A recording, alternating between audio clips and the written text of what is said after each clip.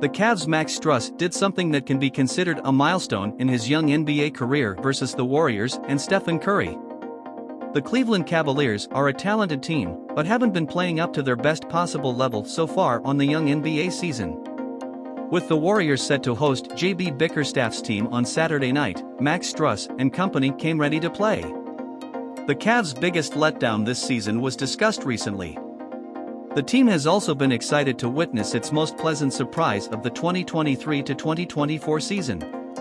On Saturday evening against the Warriors, former Miami Heat player and current Cavaliers forward Max Strus achieved a personal NBA milestone that had fans looking on with wonder.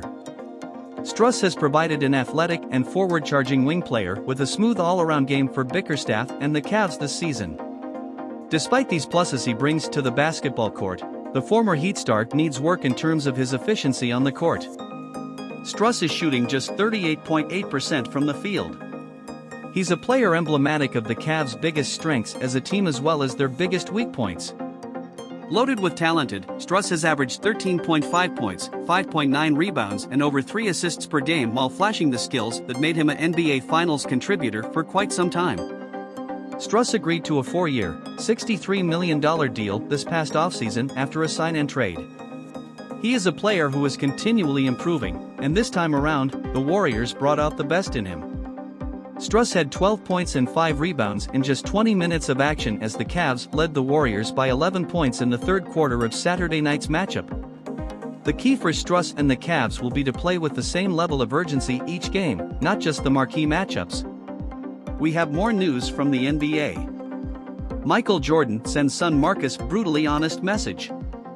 Michael Jordan keeps it honest with his son Marcus Jordan amid his son's romance with Scottie Pippen's ex-wife Larsa Pippen. Amidst the ongoing feud between Chicago Bulls legends Michael Jordan and Scottie Pippen, Jordan's son Marcus began dating Pippen's ex-wife Larsa. Larsa Pippen was married to Scottie for over 20 years from 1997 to 2021 before they divorced. The former couple shares 4 children together. About a year after their divorce in 2022, Larsa started a relationship with Marcus, Michael's second oldest son. The relationship between Larsa and Marcus is shocking in many regards. Not only does it come during a rivalry between the Pippen and Jordan family, but features a 17-year age gap between the 32-year-old Marcus and 49-year-old Larsa. Despite a romance that many would find controversial and perhaps even divisive, Michael is not meddling with who Marcus dates. The main thing from my dad was, "You're a grown adult," Marcus Jordan said on Pablo Torres Finds Out. Ultimately, as long as I'm happy, he's happy. He's never intervened in my dating life prior to Larsa, and he's not going to start now, via Sports Illustrated. Perhaps even more shocking than the already wild romance is that if the two were to get married, Michael would be the best man at the wedding. "I was the best man at my dad's wedding, and I was the best man at my brother's wedding," Marcus said. "Obviously, we'll keep that tradition going," is my thoughts on it. Both Larsa and Marcus have spoken about planning their wedding, making the possibility of Michael Jordan serving as the best man in a wedding between his son and Scottie's ex-wife quite plausible. We have more news from the NBA. Mavs pregame host eviscerates fickle star James Harden. Since James Harden decided the Houston Rockets were just not good enough, after a January 2021 loss to the Los Angeles Lakers, he's been discussed far more for his drama off of the court than his play on it. Heading into Friday night's NBA in-season tournament game against the Dallas Mavericks, the Harden experiment was off to a 0-2 start for the Los Angeles Clippers. Before the game tipped off, Mavs pregame show host Brian Dameris tore into the 10-time All-Star. "I'm going to ask the producer to pump this into the Clippers locker room so I can talk to you, James. I get on my knees every night and pray for someone to believe in me like Daryl Morey believed in you," Dameris began. "You wanted a certain coach, they brought in Mike D'Antoni. You wanted Dwight Howard, they brought him in and got rid of him when you got tired of him. You wanted Chris Paul, they brought him in and got rid of him when you got tired of him," the tirade continued. After highlighting the many different circuses that have surrounded Harden in the past few years, Dameris then pointed out the common denominator. "Have you ever had those friends who complain about bad roommates over and over? They're the problem. Hey James, you're the problem. You're not the beard, you're not the system, you're the problem." Following Durant, the Mavericks walloped the Clippers, 144-126, thanks to a 47-18 second quarter, dropping Los Angeles to 3-5 and 0-3 since trading for Harden on November 1st. "Just getting used to it, you know what I mean?" Harden told ESPN after the game. "There's just so many great talented players on this team, I got to find a way to still be aggressive, generating shots or creating shots for myself, as well. So first quarter felt really good on both ends of the ball, and then from there it went downhill. Just a few seasons ago, the trio of Harden, Kawhi Leonard and Paul George would have been as fearsome a group as any in the NBA. But neither Leonard nor George have played more than 57 in a season games since 2020-21 due to various injuries.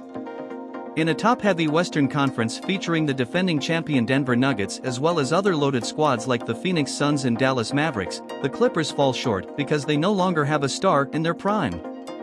While they're among the league's best in name recognition, none of the Clippers' big three are on the same level as players like Nikola Jokic, Luka Doncic or Devin Booker.